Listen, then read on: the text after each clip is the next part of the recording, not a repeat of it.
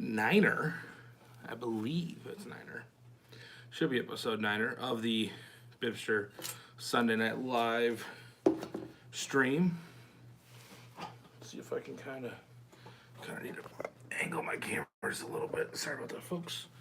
Maybe if I just lean with it, it'll be fine. Yeah, if I sit at the same angle, you won't even notice the difference.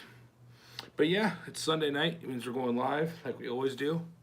So exciting times for there. New weekend, new different motorsport this weekend. We'll get into that once we get into the show a little bit more. We did do a little bit of work on the Honda this weekend with the doing brakes on. I didn't film it because honestly it doesn't really matter. What's up, Rick? Oh, not too much. Just trying to get my internet to work out here, and it wasn't wanting to, so that's why I'm late. But yeah, so we just work on the Honda. I did brakes on it, but nobody needs to see. There's enough brake jobs videos out there, I think, that no one's going to take any more insight from what I'm going to put out there. But yeah, so if you haven't checked out the video from last night, we went to the first Demolition Derby at the Pete Monster this year, which was the first one's always called the Just Another Demo. And what's up, Matt? Good. I watched your premiere there, the testing tune up at Edgerton. The big tractor's up there. I think it's in a couple weeks that they're actually pulling those. But yeah, we went to the Pete Monster, which I'll be there again this weekend for a mud bog. But we were there last weekend for a Demolition Derby. So if you didn't check that video out, it's the last video other than the short for tonight's video. Check that out. And then there's Brit's BRTLOZ, LOLZ, I think it's Brit Lols is the channel that actually does a whole lot more video of the Demolition Derby. I did some highlights as I was trying to announce. It's kind of wild there. We're standing way too close. Anyone else should be standing. To be perfectly honest, it is wild. Absolutely wild times. But yeah, so there's that. That's a fun time. We had I think 60 some cars show up, which it was like 50, a little over 50 cars, and then we had some buyback ins, because basically what we do there is we put all the cars that we can fit in the pit out there, let them run, last one running, that's the winner. And then you can buy back in. We had a lot of the kind of small, we did this factory class thing that some of those cars were able to buy back in and come back later on for a, not really a consolation, but just kind of a second chance. So that one was a pretty good deal. Pays out pretty well. Those Demolition Derbies, when you get at least some of the bigger classes. Some of the smaller ones, not so much, but the bigger ones for sure. You're going to start paying out a little bit more decent money, we'll say. But yeah, so check that out. And I think our next Demolition Derby with them is July 2nd. So make sure to stay tuned on the page. If you're in the area, it's a good time. We'll burn a car straight to the ground. That's why I won't be actually at Rick Borkfest this year, because of, well, I'll be announcing that. So makes it a little tough to drive the 7 hours, or not 7. I think it's 5. Be 5 or so hours up to Rick's place. But yeah, so that was this last weekend. Friday night did the brakes on the Honda. Like I said, didn't film it just because of the fact that there's a whole bunch of stuff. Yeah, see, that's the thing too. And the setups that these guys have now with especially some of the weld cars and the more. I mean, it's that the guys are taking the same car multiple times. There's one weld car. It was a compact or a mid-size weld car, and I was talking to a guy in the pits, and basically he told me that he paid $6,000 for it, for a demo car, because of the fact that the way they're built, especially those weld cars, that they're built so flippin' beefy, they're able to just weld them back up and put them back out there. I mean, the rear ends on even those the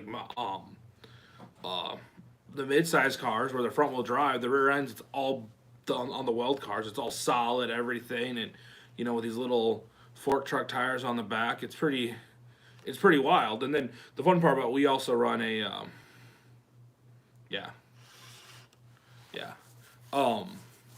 exactly. I don't think I paid that much for the van, but that's because it had low miles. But I mean, it was supposedly all done, but it was like, just the wild prices of that for a demolition derby car. But there's around here there's quite a few of them, but it's pretty wild what they're getting into. But at the same time, the funny part to me is because our payout at the Peak Monster is basically based on, sometimes there's some added money, but usually it's based on car count. So the bigger the car count, the bigger your pay is going to be. So we did this like factory class that basically the rule was knock the glass out and that's it, like not too crazy. The advantage of those is, yeah, they're not as safe as some of the other ones because of like the things they have. I mean, a lot of guys will like relocate batteries back to like in the cab on those, maybe not all of them, but the advantage is because they get tore up so fast that they don't last that long. So you don't tend to have those massive hits where you're blowing cars. But we've had that before where cars start on fire in the pits. But the funny part is the guy that had that really high end expensive car got less, if him to win, got less of a payout than that factory stock class because there was more cars. There was like 15 cars in that class. So it just goes to show you that it pays to know what class is going to be where and what what the payout is and all that. And at the same time, to go out there and have fun. I mean, obviously the difference is that guy with those weld cars, they're going to get done, and they'll come back and a lot of those cars they'll rebuild them, weld them back up, put them back together, come back out and do it again. Those factory ones, they're pretty well roached out and trashed. So there's that. So. But yeah, that was the demolition derby. Always a good time. We made the pit a little bit bigger this year, so that was fun. Cars got a little bit more speed. It was a little drier of a pit.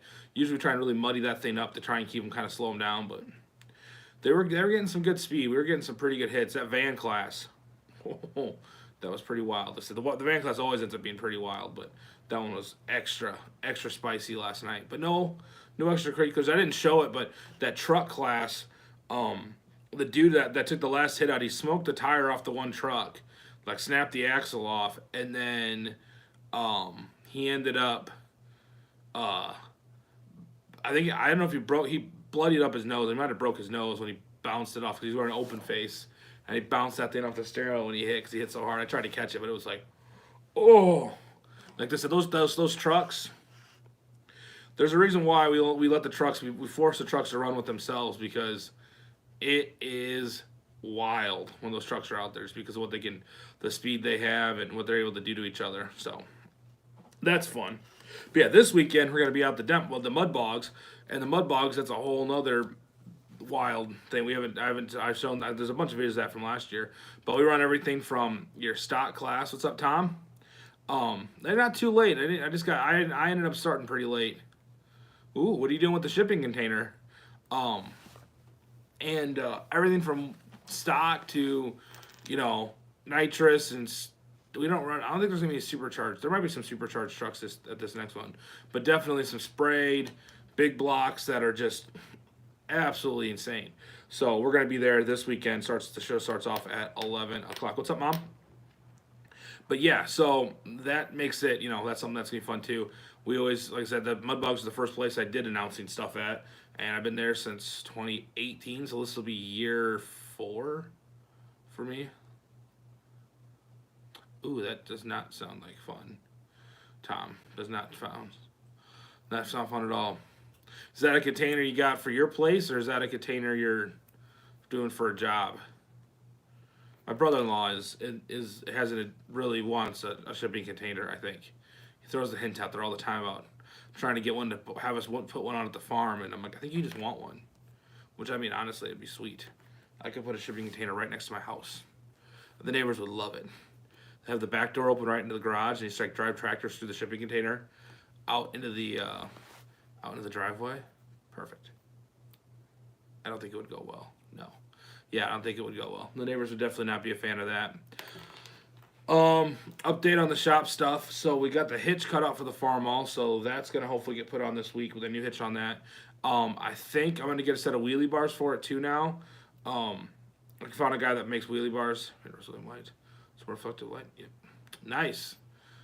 That's true. Yeah, that would be a good idea with that. Keep it from. I mean, those things are gonna get warm.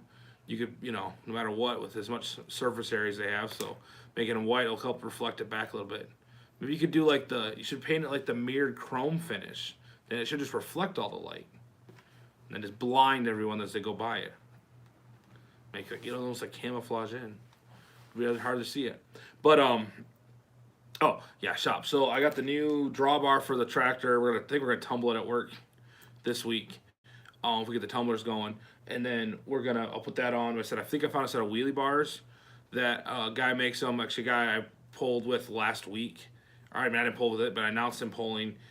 He makes them for guys with the factory hoops. I think I'm going to put those on.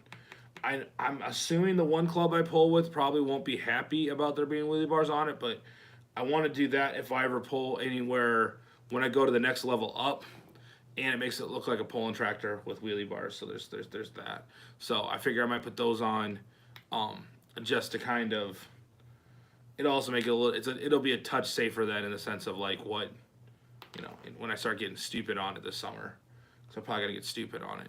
But we'll see about that. That's probably not going to happen soon. I still got the fenders these Oliver fenders that are right behind me. Heck, that's half of a pedal tractor sled. That's also not finished. Lots of projects to get done. But yeah, so hopefully get the hitch done on that because we're going to start tractor pulling. I think June 13th should be my first hook. It's a Sunday, like second Sunday in June. So we'll see how that. If I actually go to that one, it's in Grand Mountain, which is pretty close. I like that pull. I'd like to have the super done by then too. We'll see how that ends up going. I'll probably have to get the super here first is the problem with that. Super's at the farm right now, but we'll play that by ear, how that all actually work out. But yeah, so that's kind of the plan there is to get at least the farm all going for June 13th, and then that next weekend, June 18th, is when there's that big charity pull, the Pulling for You promotions, and that should be pretty fun time because that should be, hopefully a bunch of us are going to try and take tractors down there. Talked to a couple of buddies that pull, and we're going to try and take quite a few and pull that 7,500 pound class, so the farmhouse is going to be pissed. I'll put the weight bracket back on it, which is over there, the front weight bracket. But yeah, anyone else do anything wild and crazy this weekend? Motorsports-wise, I'm trying to think. Looked like everybody got racing in. There was only Davenport got racing in Friday night.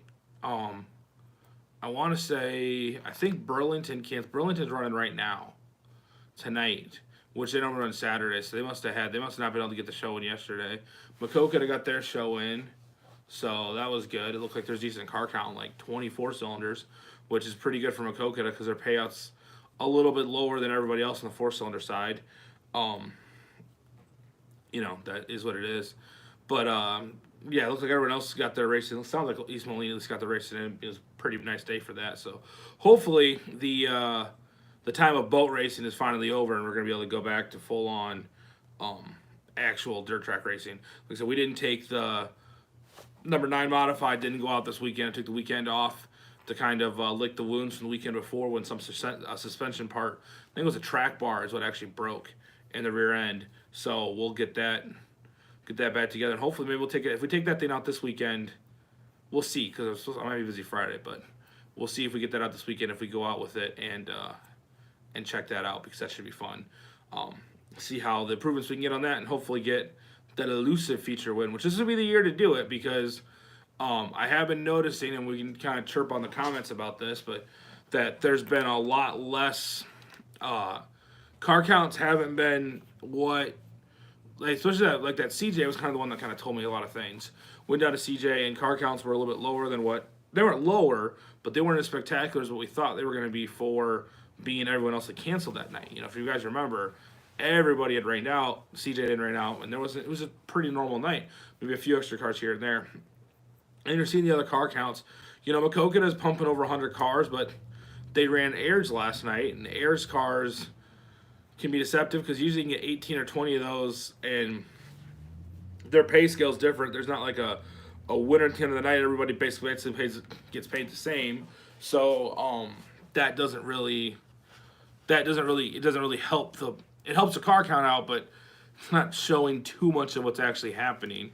But other than that, everything else has been looking pretty average. It's almost like we're seeing, and this is where you guys can, if you guys are into dirt track racer, kind of something to kind of take notice of now and then see how this works out in 2 to 3 months. It looks like to me we're seeing car counts that are more late season car counts, not early season car counts. And what I mean by that is, as the season goes on, cars break, costs get higher and higher for guys to run, and you'll start seeing guys start dribbling off the numbers, and you'll see kind of averaging out to your guys that are running for points, guys that are just that's their close track, and that's you kind of find that middle ground and go from there. You're not seeing too many guys coming in from other places. Everyone's kind of running where they're going to run. So numbers kind of drop down from the beginning of the season where you see a lot of guys are, especially if you're not sure what track you're going to want to run points at, you'll run, I've heard of guys doing this, you'll run, if you're in the Quad Cities area where there's 3 tracks close, you'll run all 3 tracks. Yes, thank you. Hit the like button. 6 in, hit that. Does help out the channel a whole lot. If somehow you're not subscribed, make sure you do as well. Thank you, Tom, for reminding us. But if the car counts usually begin the season, guys will run 2 to 3 tracks, and they'll run them for like a month, and they'll try and run it and see where they're at points wise, and whichever one they're trying to run for track points, they'll see where they're doing better for track points at, and then they will go and just focus on that track, and then maybe go to other tracks when they're not. What it looks like now you're seeing a little bit of that travel, but there was even a guy last night talking about coming all the way up to Macoka and just how far of a drive it was and what the fuel cost is now. I think we're going to see, if we're already seeing late season numbers at tracks, early season, I think it's only going to drop as the summer continues. That's an odd sounding car. It sounded like a jet. Now it's some turbo off in the distance. So that's something that we'll kind of see how that goes. Advantage to that is if you're guys like us that are trying to chase that feature win, that you're going to the top guys are still going to be there. So it's not going to take anything away from winning a race this year. I wouldn't say that, because those top guys that win all the time are still going to be there because they have the backing to be there, and that's what they're going to. But the guys that sometimes you're getting caught up with in those tail end of the field at times, you don't do good in your heat race, you end up having to start in the back of the pack, and you got to work through some of that traffic. Some of that traffic might not be there. It gets you up into that better competition a little bit sooner, and you can work through that and run that a little bit better. Maybe they'll race a little. They might be racing a touch cleaner, maybe not, but you hope they are. And because of that, you end up having more opportunities to have better finishes. Not because there's less cars, it's just because the cars that are there are at that a little bit higher quality. Not saying anyone that runs in the back of the pack isn't able to run that front, but if you watch racing for an entire season and you can tell when the guy comes out. If you watch how he runs all year, you can usually tell how he's going to run that night. It's just how it works. Racing is like all thing. The cream is going to rise to the top, and so you're going to see on average those guys that if they're running in the front, doesn't matter where they start, they're probably going to work their way to the front. The guys that are mid-pack cars will probably always be mid-pack cars. They might have a time where they pass on. Then you have the guys that are just still figuring things out. Maybe they're just new to the class, figuring out how it works. Trying to figure out setups and tires and all that stuff in a new chassis, so they're kind of on that struggle bus. We've been on that struggle bus before where you're going out there and you're like, am I just in the way out here? What's going on? But the less cars that are filtered throughout the whole thing, those top guys are still there, so you're going to have a chance to race them, and you're going to be able to race them is going to teach you a whole lot more about it than it's going to be being stuck in the back. So that's what I think is going to happen, but I think you'll see this year, and it's going to be hard on tracks because car counts, we've discussed this before, tracks have to, what's going on, man? Tracks have to pay, no matter what most tracks, how their payout works is, for for your late models, if it's 1,000 to win, it's 1,000 to win if you have 10 cars, and it's 1,000 to win if you have 35 cars. You have 35 cars, you have a whole lot more cars paying in. You have a whole lot more pit passes. You have a whole lot more of that to pay through that field. If you have 10 cars, well, that guy in 10th place, that's a pretty good finish. Or it's not, you're making more than just tow money in 10th place in late models.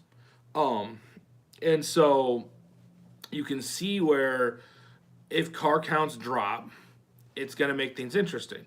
Maybe, and then also all comes down to, are we going to lose fans at the same time?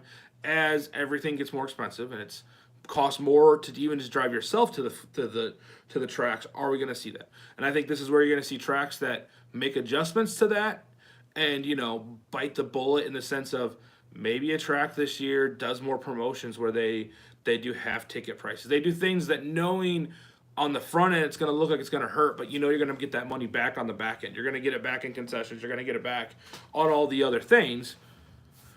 That might be the track that excels this year versus the track that digs their feet into the ground and says, this is what everything costs, this is what we're going to do, and we're not going to change. And, sees what that does. And you've seen tracks on non-sanctioned races, Farley last weekend, or Friday night. Was it Friday night they ran? Yeah, Friday night they ran up there, and they ran supporting classes of modifieds and sport mods. And they basically said, you just have to run a Hoosier G60, does not have to be IMCA stamped. Because you guys remember, the almighty IMCA has to put their stamp of approval to make sure, that part somehow now is okay. Doesn't matter. Those two parts can run next to each other down the assembly line. One gets a sticker, one doesn't. One can be on your car, one cannot.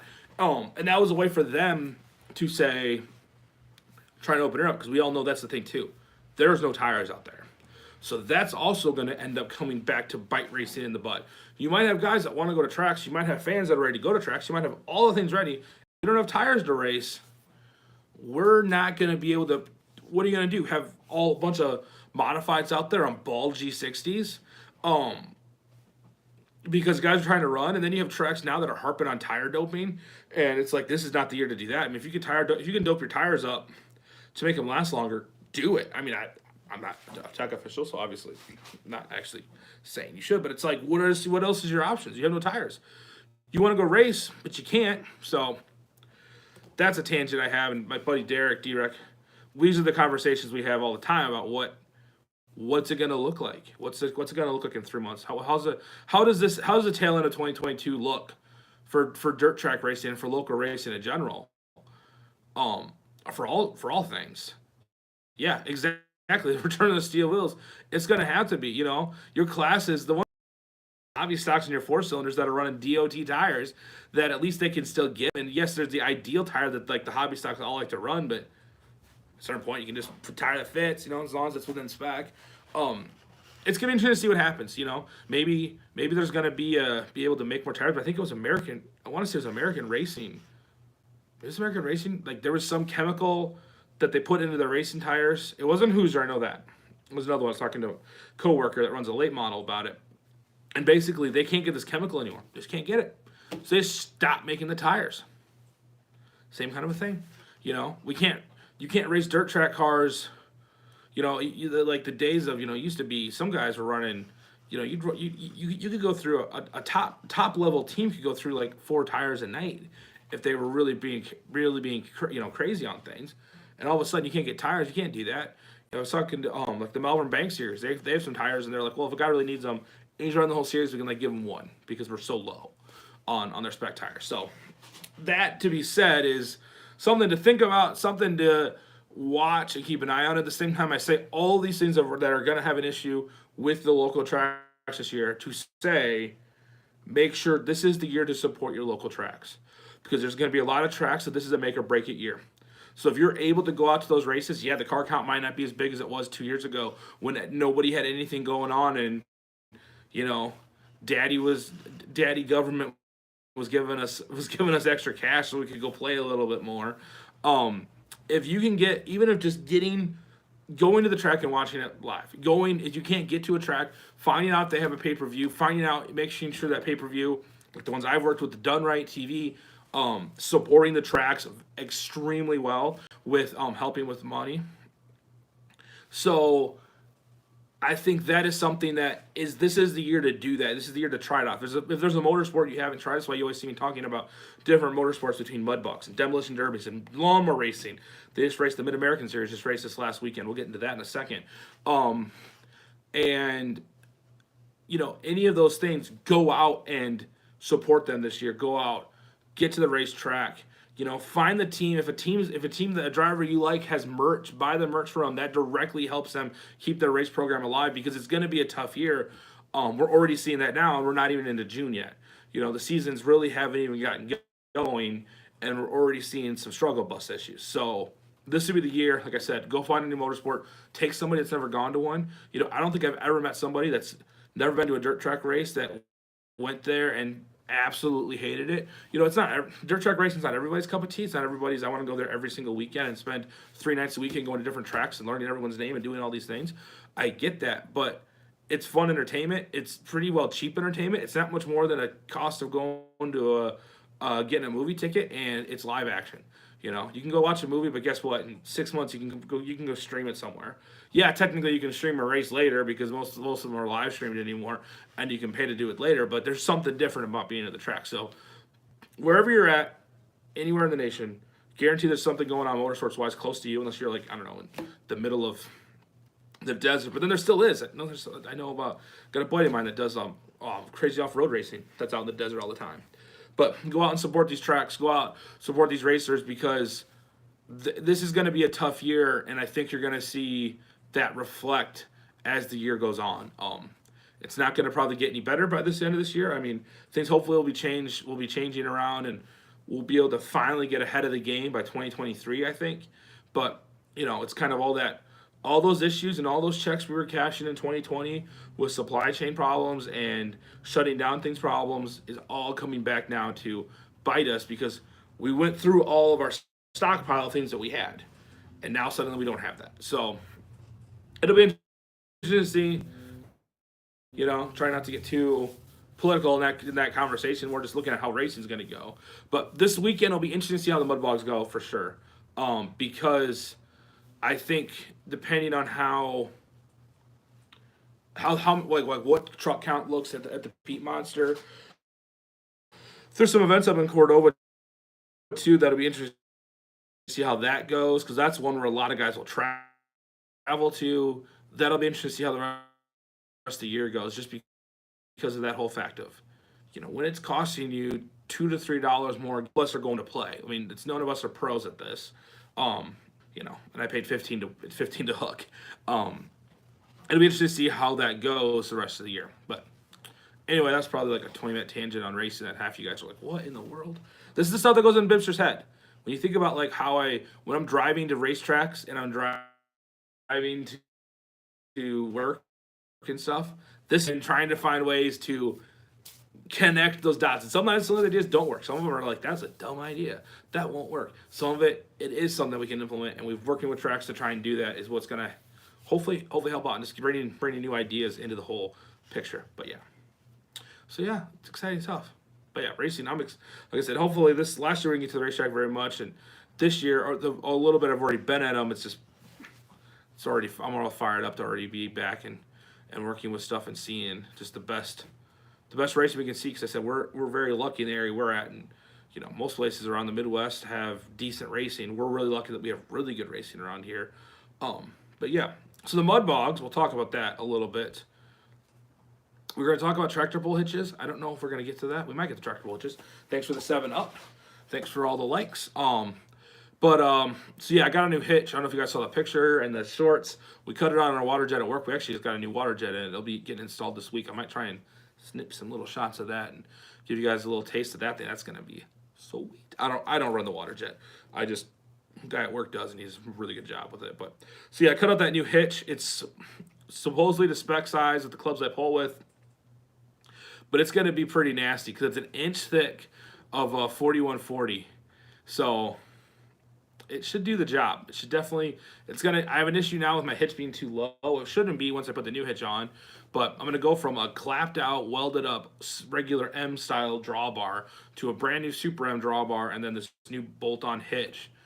It should make that thing, hopefully, my thought process has been that with a twisted clevis, it's got all that movement there. So as your tractor's doing this, moving, the clevis is always kind of moving a little bit, just kind of changing where it's pulling from, and can kind of just upset things. You want solid. This new one will be completely bolted solid in 3 different places, and the way that should go, the only thing that'll move is it'll move up on the hook. I'm hoping that it should be strong enough. We shouldn't have to do anything crazy with heat treat or nothing with that. If we have to, we have to. But yeah, excited about see how that works. And I have a little bit extra material there, so I'm gonna try and make like one for the Oliver whenever that gets done, and then make one for the. Maybe make one for Otis too. But hopefully this week I'm going to actually try and be working on that hitch a little bit when I get a chance to come outside and work in the garage. Like I said, this week looks like it's going to be a little bit better. If not, next weekend's a long weekend, so hopefully we'll have a little more time out in the garage and hopefully have a radiator for that Super 88. That'd be the most ideal thing. I went out there a couple times this week and kind of worked on that a little bit or talked to the guy about getting that all done. So hopefully this week we'll have a radiator, get that thing back going. Because if I get that tractor going, technically I should be able to test hook that. We should be able to take that thing to Grand Mountain and test hook it, which would be really nice to get it actually seeing what it can do. Because it's got 13.6s on it now. It needs to probably have some bigger tires. I have a set of 15.5s for it. What's up, Joe? I was wondering, but yeah, so that's all. At least that's the plan with that tractor this year. Again, I've kind of said it before and just update. I'm not gonna try and do anything with the motor other than putting that intake on at some point and changing out the Venturi on the carb. I got a bigger Venturi, but I'm going to try and do a lot more chassis things to it, see where I get to it, and then over the winter do a few extra things. Because then I have a few other projects. We got a few of other things I got to try and figure out. So we'll go from there. But yeah, so that's Project M. VAC, still no bueno on the motor. I got to call the guy actually this week. I was supposed to call him back last week and I forgot to, because he still has not. He stopped returning the calls for the customer. So we'll things are getting interesting on that deal because it's May. It's still sitting here. It was supposed to be gone a very, very long time ago. So I'd like to get it done and running in. Bye-bye. Have a very good time. But we'll see how that goes. But yeah. I'm trying to think if there's anything else that was motorsport stuff this week. Pretty much that was it. Is it just that Demolition Derby? They ended up canceling one like at Sycamore, so we kind of delayed our show to see if we can get guys from there, and that didn't end up happening. I did find out. Oh no, I won't make that poll. Never mind. There was a poll up in Wisconsin at Simcoe. It's supposed to make the World Championships of Antique Tractor Pullers. It's wild. From what I've been reading on it, and guys that are from Wisconsin will tell you more about it. But it's like I think they run like 2 sleds on one track, if I'm not mistaken. Like they have one sitting here, and you pull, and then that one comes back, and then this one pulls, and then it's like so they constantly. The one I was looking on stuff farther back, and it looked like they would get like something like 400 some hooks in a day, or 350 to 400 hooks in a day, which is pretty impressive on one sled. So might be kind of a cool place to go up to. We'll find out. It looks like they do some kind of big thresher show up there too. That's the thing I'm gonna try and get to is some steam shows this year around the area. I know Mount Pleasant has a big one. Grand Mound I think has one too. So I'm gonna try and get to some of those because I think it'd be kind of a fun, different thing to bring to the channel too. I like all that old stuff. You guys all like that old stuff. So obviously we're gonna go back to Geneseo and we'll go from there. But yeah. Well, I think on that note, it's been about a half hour. It's about 10 o'clock because I started late, and I know when probably should be done. So, thanks everybody for hanging out for the live stream. We'll be back next Sunday night for our quick weekend update. Let me know what you guys want. You got any other topics you want to talk about? Put them down in the comments, or when I do the post at like 7 o'clock on a Sunday, throw them in there, and I'll kind of use the big Bibster brain and come up with a terrible answer for it. So, yeah, we'll see you this week. Hopefully, we'll do some videos out here in the shop. If not, we'll probably, wherever we're going, we're going to definitely do a video from the Peat Monster on Saturday. If we go racing somewhere on Friday night, we'll do that. But yeah, Tom, thanks for coming and hanging out. Totally get it, man. I'd be listening. I'm glad you're listening. Like I said, it's just a way for me to get my thoughts out and talk about the weekend and get everybody kind of on the same page of where we're going for the next week. But yeah, we should be good. Yeah, we'll see you on the next one. Bye.